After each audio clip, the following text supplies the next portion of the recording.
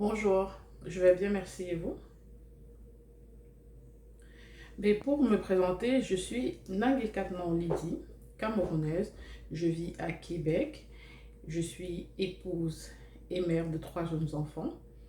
Je suis créatrice de saveurs et de souvenirs, fondatrice de la marque des épices, de la marque d'épices et marinades, les épices du Mboa. Entendez les épices de ma terre natale. Pour parler de mon parcours, brièvement, mon cursus scolaire, je suis titulaire d'un baccalauréat série C, donc mathématiques et sciences physiques, obtenu au lycée polyvalent de Bonabéry, c'est à Douala, euh, en 2005. Après ça, j'ai fait des études en informatique et réseau à l'ISTDI, devenu aujourd'hui Institut Université de la Côte. Ça, c'est à Douala au Cameroun. J'ai obtenu mon DEC, diplôme d'études collégiales, en 2007. Après ça, j'ai fait une licence professionnelle en informatique à l'Université des Montagnes à Banganté, que j'ai obtenue en 2008. Puis, j'ai obtenu un autre baccalauréat, un baccalauréat en administration des affaires, concentration gestion de l'information, des systèmes. Ça, c'est à l'Université de Sherbrooke, ici même au Canada, en 2016. Et avant d'être CEO, qu'est-ce que je faisais? Après l'obtention de mon baccalauréat, Après l'obtention de mon baccalauréat en 2016 à l'Université de Sherbrooke, j'ai travaillé un an pour l'entreprise de ShareWeb. C'est une entreprise de Sherbrookeoise comme conseillère au support technique pendant un an. Après ça, j'ai été embauchée pour la fonction publique du Québec, donc comme analyste de l'informatique et des procédés administratifs, où je travaille encore aujourd'hui et ce depuis novembre 2017. Donc, je suis parallèlement euh, employée pour le gouvernement du Québec, ce depuis 2017.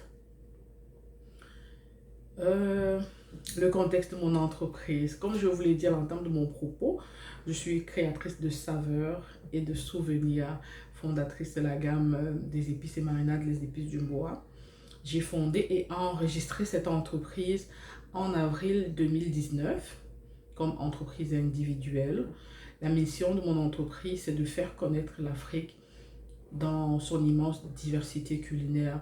Notre slogan le porte si bien, de ma terre à la vôtre. Donc mon objectif est d'amener les saveurs africaines dans les plats d'ici et d'ailleurs. Nous avons bien évidemment commencé par les saveurs du Cameroun. La bonne charité commence par soi-même. Je suis camerounaise, fait que je commence par introduire les saveurs camerounaises. D'autres saveurs suivront. Euh, d'où m'est venue cette idée-là? En fait, quand je suis à... ben, j'ai fait des études en Europe également, je ne l'ai pas mentionné en longtemps. Donc, quand je suis allée en Europe pour mes études et quand je suis venue au Canada, je me suis rendu compte que on ne trouvait pas toujours nos épices et nos assaisonnements. On ne trouvait pas toujours toutes les choses qu'on a besoin pour cuisiner ici. Ben, en Europe comme ici, il fallait aller dans les épiceries africaines, dans les afro-shops comme on les appelle. Mais on ne trouvait pas nos épices ou d'autres produits encore de façon constante. Donc des fois on en trouve, des fois on n'en trouve pas.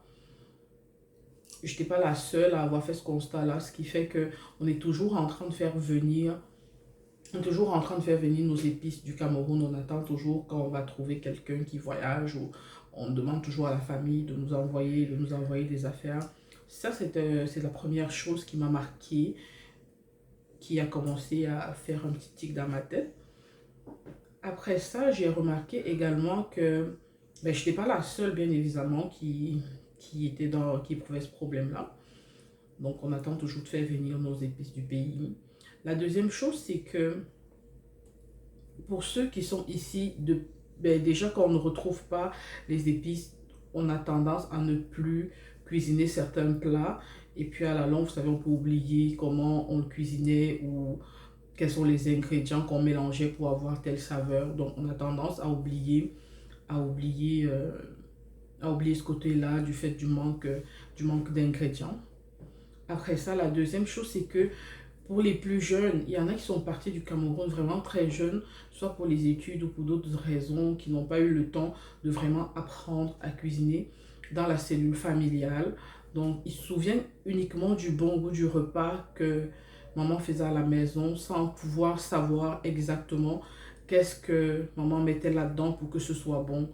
Donc, l'objectif va être à ce moment-là d'aller apprendre à cette tranche de la clientèle quels sont les mélanges d'épices qu'on utilisait pour reproduire tel ou tel autre goût. C'est pour ça qu'on parle éventuellement que je porte le titre de créatrice de souvenirs parce que ça va nous rappeler le bon goût des plats de la maison. Puis, pour ceux qui sont nés ici, pour ceux qui sont d'ici ou d'ailleurs, des fois, on est allé chez un ami ou à une fête ou quelque part et on a mangé quelque chose, ou lors d'un voyage même aussi, on peut être allé en Afrique, au Cameroun, puis on a mangé des choses qui nous ont vraiment plu et on aimerait reproduire ces choses-là. Donc, on va aller chercher ces gens-là pour retrouver, on va les chercher pour les aider à refaire les souvenirs de leur voyage. Donc, j'ai compris que c'était un besoin vraiment, c'était un besoin qu'il fallait combler. Donc, mon amour pour la cuisine, parce que moi j'adore la cuisine, mais d'ailleurs tout ce que je cuisine en général est apprécié. J'aime beaucoup apprendre, j'aime découvrir des nouveaux plats, fait que des fois je fais des mix d'affaires improbables, inattendues et qui sont souvent très appréciés. Donc de tout ça, quand j'ai pensé à me lancer dans une affaire, j'avais déjà essayé plusieurs autres activités et là, j'ai comme eu le goût d'aller dans un autre domaine. J'ai pensé à ça et je me suis dit, ok, je vais aller explorer ce domaine-là. Il doit certainement avoir de la matière, il y a quelque chose qu'on peut faire. Et je, j'ai parti mon idée d'entreprise. Pour le moment, je suis la seule, je suis la propriétaire et la seule employée véritable dans cette affaire-là. Donc, c'est facile. Je travaille en collaboration avec des partenaires qui ne sont pas des employés, donc des partenaires, oui, je les appelle comme ça, c'est des partenaires parce que c'est des gens qui soit me fournissent un service ou qui, moi, je leur fournis quelque chose. Donc, pour le moment, c'est un peu dans cette façon-là que je fonctionne. Je n'ai pas encore d'employé. Je suis l'unique employé pour mon entreprise pour le moment.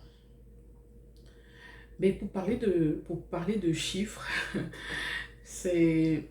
Ben, je peux pas pouvoir rentrer dans les chiffres, mais ça se compte en milliers de dollars aujourd'hui. Quel est le chiffre d'affaires que je fais à l'année? Je peux vous dire que je suis passé du simple au double. Mon chiffre d'affaires a plus que doublé, a pratiquement doublé euh, en 2 ans. C'est d'ailleurs ce qui m'encourage à continuer à travailler pour développer cette entreprise-là parce qu'il y a du potentiel et les chiffres vont pouvoir être dits très bientôt. Donc, il y a de l'avenir, donc je continue parce que effectivement les résultats que j'obtiens sont même au-delà de ce à quoi je m'attendais au départ. Quelle est ma vision de l'entrepreneuriat? Ok.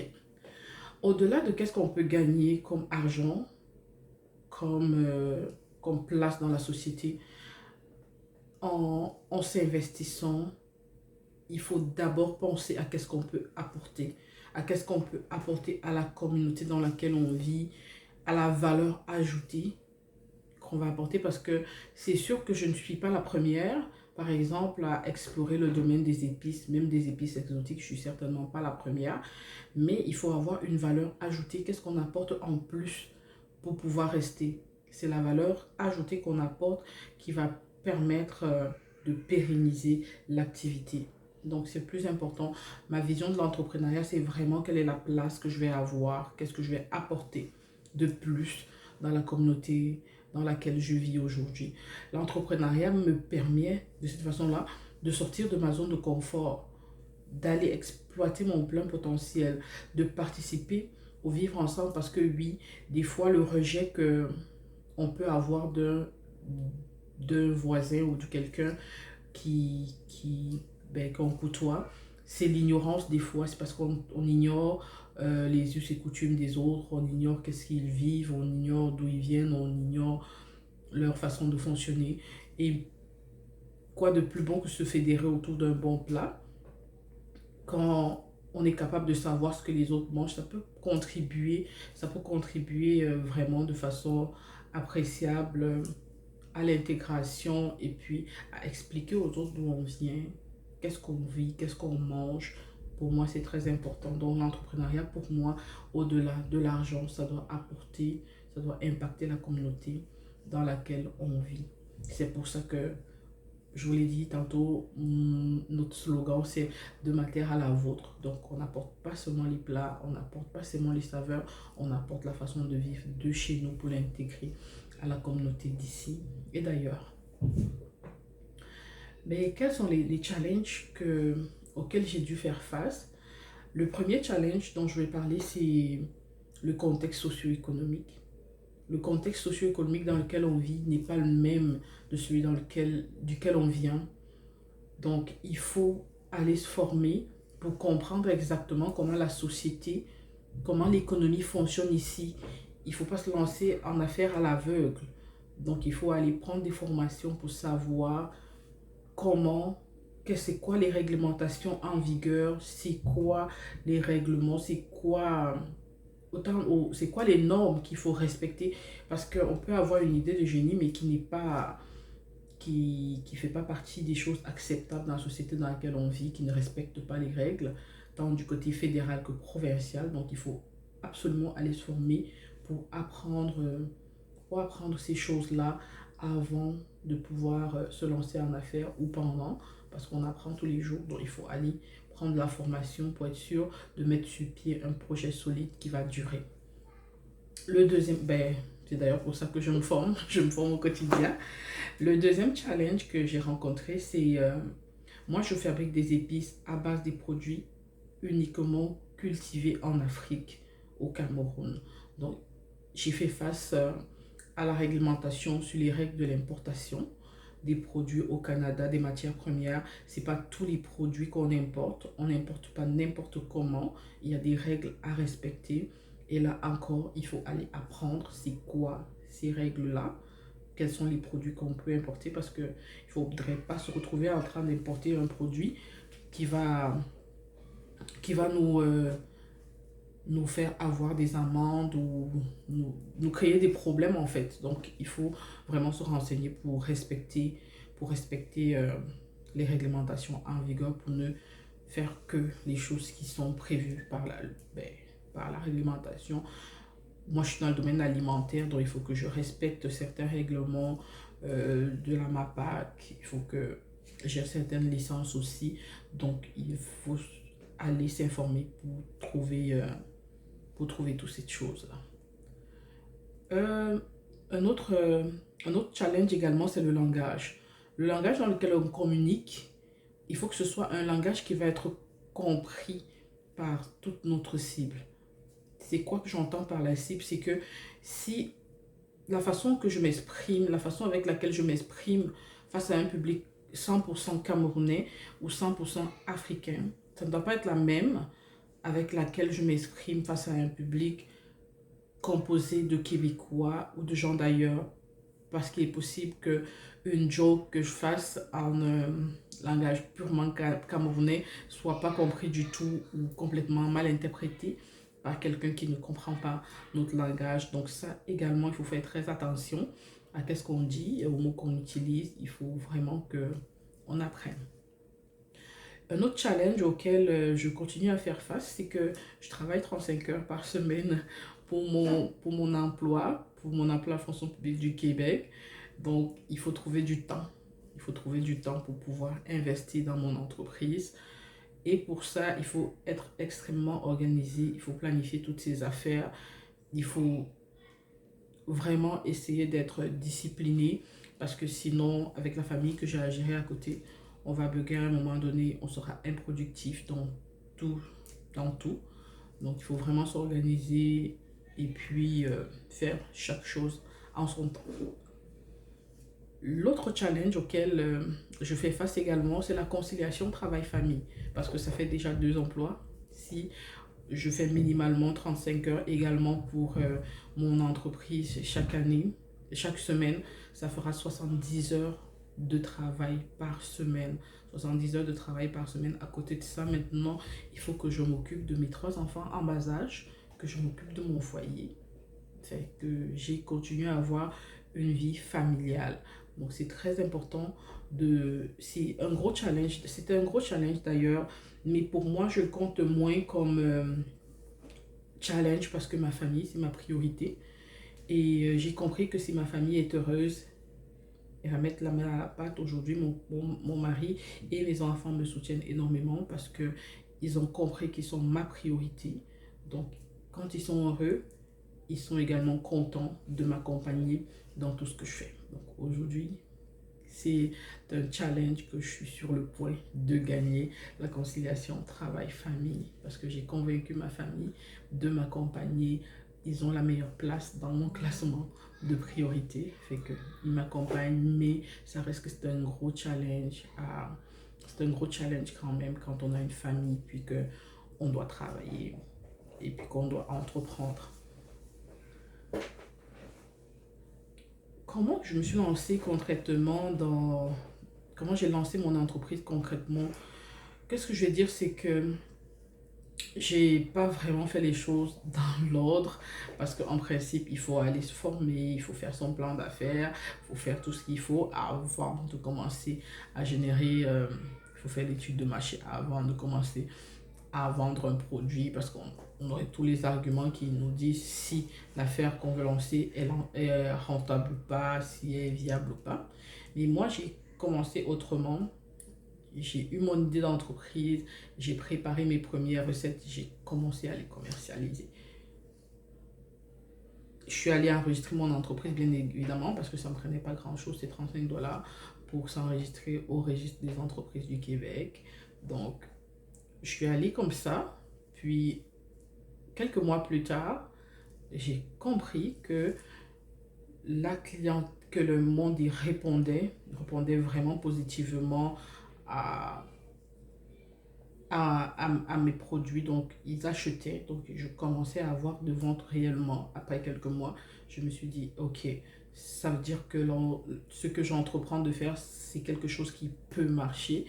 Je suis allée prendre une formation en démarrage d'entreprise ce temps-là pour pouvoir mettre mon affaire sur les rails, pour savoir déjà c'est quoi les réglementations, qu'est-ce que j'ai besoin pour pouvoir continuer, pour tracer mon chemin, pour savoir où est-ce que je vais aller, quels sont les moyens que ça me prend pour, euh, pour y aller. Donc je conseillerais également à tous ceux qui veulent se lancer en affaires d'aller faire une formation en lancement d'entreprise parce que c'est très important et ça va beaucoup nous apporter. Je me suis enregistrée, bien évidemment, comme je le disais tantôt, comme entreprise individuelle, mais je compte m'incorporer sous peu pour les besoins de la cause. Euh, je travaille également en ce moment pour élargir mon réseau de distribution parce que mes produits sont vendus pour le moment sur mon site internet lesépicesdumboa.com et j'ai quelques points de vente à travers le Québec et quelques-uns au Canada. Mais là, je travaille à élargir mon réseau de distribution pour ne plus être uniquement dans les épiceries africaines ou exotiques. Je m'en vais chercher les marchés grande surface et j'envisage de faire une campagne de sociofinancement avec La Ruche ou Jabo, qui est une plateforme de sociofinancement de notre communauté mise en place par le COPAC, euh, Conseil panafricain du Québec. Donc, j'envisage de faire une campagne avec ces deux-là pour aller refinancer mon entreprise. Le sociofinancement en Afrique, je trouve ça bien dommage que ce soit quelque chose qui n'entre pas dans nos réalités parce que de ma connaissance, je ne suis pas très certaine qu'on soit capable de faire une bonne campagne de sociofinancement en Afrique afin de pouvoir financer un projet, ce que je trouve extrêmement dommage parce que il y a beaucoup d'idées de génie qui naissent dans nos pays, mais les jeunes n'ont pas de quoi financer leur projet. Le sociofinancement étant un très bon moyen, mais les gens vont croire que c'est de l'arnaque, les gens ne vont pas y croire. Ça, j'en ai vu quelques campagnes passer, mais qui n'ont pas vraiment moussé comme il faut ou qui n'ont pas apporté de résultats, qui sont des fois terminés en éclats ou en queue de poisson. Les gens accusent l'arnaque. Il y a vraiment un manque d'encadrement là-dedans pour les quelques-unes qui existent. Et je trouve ça vraiment dommage parce que beaucoup d'idées de projets meurent sans être nées. Et c'est ainsi que les génies, les jeunes génies se meurent aussi faute de moyens pour mettre sur pied les différents projets auxquels ils pensent souvent, qui des fois sont très intéressants. C'est vraiment dommage que ces idées-là même meurent sans être nées. À quel besoin je réponds dans mon entreprise aujourd'hui? Je vous l'ai dit à l'entame de mon propos que c'était pour raviver les souvenirs, pour nous permettre de reproduire tous les jours les bons plats de chez nous, pour manger sainement, pour manger au quotidien les saveurs qu'on recherche, qu'on veut. Et très bientôt, un blog va être mis sur pied sur notre site internet pour également nous accompagner avec les recettes. Une plateforme YouTube va être mise en place aussi pour nous accompagner avec des vidéos, pour nous montrer comment faire, comment utiliser tel ou tel ingrédient dans tel plat. On va avoir tout ça de façon vraiment pratico-pratique avec des chefs, avec des amateurs pour nous partager leurs recettes. Ça, c'est vraiment l'objectif que nous visons, de pas seulement apporter un produit, mais également apporter l'accompagnement, comment faire pour utiliser tous les produits que nous allons vous proposer. Quel type de management L'entreprise s'appelle Les Épices du Mboa. Le mot Boa, je vous l'ai dit, c'est un mot fédérateur au Cameroun, même s'il vient de la langue Douala, qui veut dire terre natale, maison. Donc, quand je dis épices du Boa, entendez par là les épices de ma terre natale. C'est un mot qui me touche particulièrement, c'est pour ça que je l'ai choisi. Et pour le moment, je suis la seule fondatrice et employée dans, dans cette entreprise-là.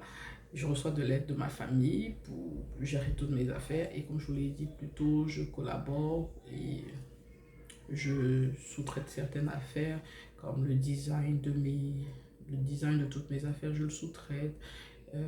L'impression, je fais des choses en collaboration avec les autres pour ne pas me sentir submergée, mais je m'en vais prendre très bientôt une formation en gestion d'entreprise et en management, justement pour en prévision de l'expansion de mon entreprise si jamais j'ai besoin très bientôt d'employer 2 3 personnes ou plus. J'aurai besoin de connaissances pour pouvoir gérer mon équipe. Donc, je m'en vais me former en prévision de ça. Euh, quel conseil je peux donner à un jeune qui veut entreprendre?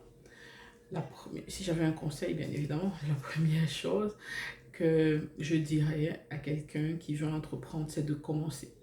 Si on a une idée, il est important de commencer. On n'a pas forcément besoin de commencer avec 1 million ou, je sais pas moi, avec un gros montant. On peut avoir une idée de génie, puis commencer avec pas grand-chose. Moi, j'ai commencé avec pas grand-chose.